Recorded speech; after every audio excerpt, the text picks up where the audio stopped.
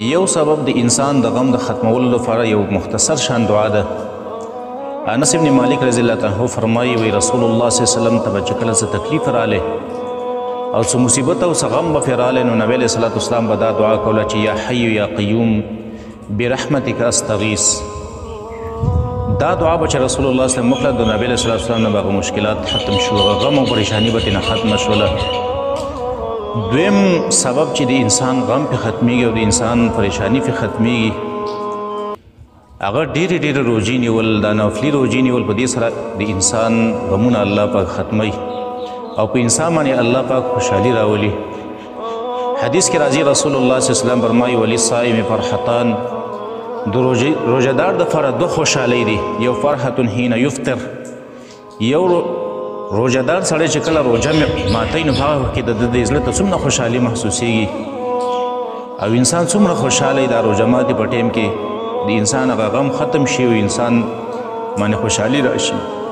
او دویم وفرحة حین یلقا ربه، دویمه خوشحالي د روژهدار لپاره دا ده چې کله انسان د الله سره مخامخ کېږي دغه روژهدار سړی او الله دله کوم نعمتونه او خوشحالۍ ورکوي نو دا روژهدار سړی به په هغه ټایم کې ډېر خوشحاله شي. نو یو روژو چې کله انسان روژې نیسي، انسان په غمونو کې راګیر دی نو دا انسان د روژې نیسي نفلي روژې، نو په دې سره الله پاک د انسان غمونه ختموي.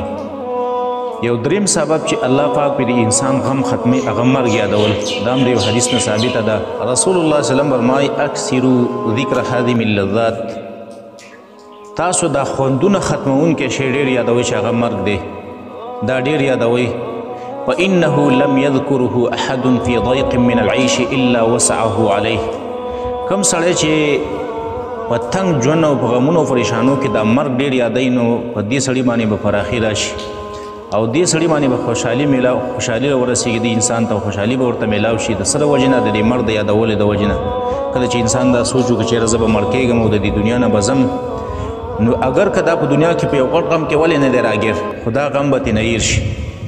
او کله چې انسان دا سوچ وکړي چې یاره زه مړ شم نو زه د ایمان سره د دنیا نه لاړ شم، الله به ماله خوشحالۍ راکوي، الله به ماله جنت راکوي، نو دا دنیا کې دا اکا دکا او دا واړه واړه غمونه د انسان د ذهن نه وځي. نو دا مرګ یادول په دې سره الله پاک د انسان د غمونو او پریشانۍ او مشکلات چې دی دا حل کوي.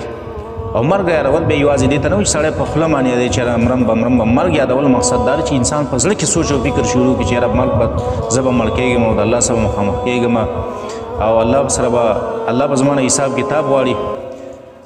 یو پنځم څلورم سبب چې انسان غمونو پریشانۍ په الله ختموي هغه د الله په نعمتونو کې فکر کول. کله چې انسان د الله په نعمتونو کې فکر شروع کړي نو د دې انسان باندې چې دا کوم واړه واړه غمونه دي یا غټ غمونه دي دا ټول د انسان نه ختمیږي. انسان که دا سوچ وکړي چې مثلا دا سترګه الله ماله راکړې دا څومره لوی نعمت دی، که دا زما څه نه وی نو ما به څه کولی، دا غوږونو زما کار نه کولی، یا دا زما د زړه دا کار نه کولی، یا زما دماغ خراب وی او لیونی وی نو زما به څه حالت وی. نو د انسان تسلي پیدا شي چې یاره شکر دی دغه خو معمولي غم دی، الله پاکه تا خو په ما باندې غټ غټ احسانات کړي دي، دغه غم په نسبت سره دې نعمتونو ته دا خو هېڅ هم نه دی. څلورم پنځم سبب چې د انسان نه غمونه ختموي او د انسان نه پریشانۍ ختموي هغه همیشه نیک اعمال کول، مداومت او همیشوالی کول په نیکو اعمالو باندې. دا د انسان ته یو ښکلی ژوند ورکوي. حدیث کې قرآن کې الله فرمایي من عمل صالحا من ذکر او انثى وهو مؤمن فلنحینه حیاة طیبه.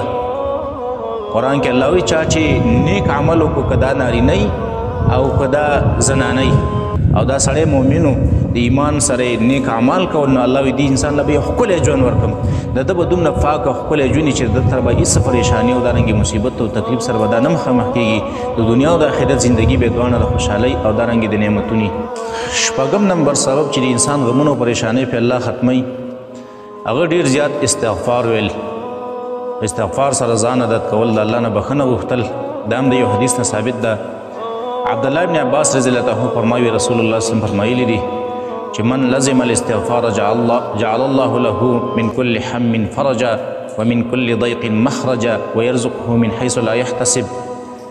رسول الله صلی الله علیه وسلم فرمایي چا چې استغفار په ځان لازم کو، استغفار یې وه همیشه د ده په دې ژبه باندې استغفار جاري و نو د دې سړي سره به الله درې معاملې وکړي. یو جعل الله له من كل هم فرجا الله به د هر غم نه د دله خلاصې ورکړي او من كل ضيق مخرجا د هرې تنګۍ نه به الله راوباسي او ويرزقه من حيث لا يحتسب دله به الله پاک د داسې طرف نه رزق ورکوي چې د ده به پرې سره ګمان نه وي نو موږ او تاسو له پکار دا ده چې دا پنځه شپږ اسباب بلکې نور هم ډېر زیات اسباب دي په قرآن او حدیث کې چې دا خپل کو انشاءالله د دې سره به الله پاک زموږ مشکلات او زموږ تکلیفونه او کړاوونه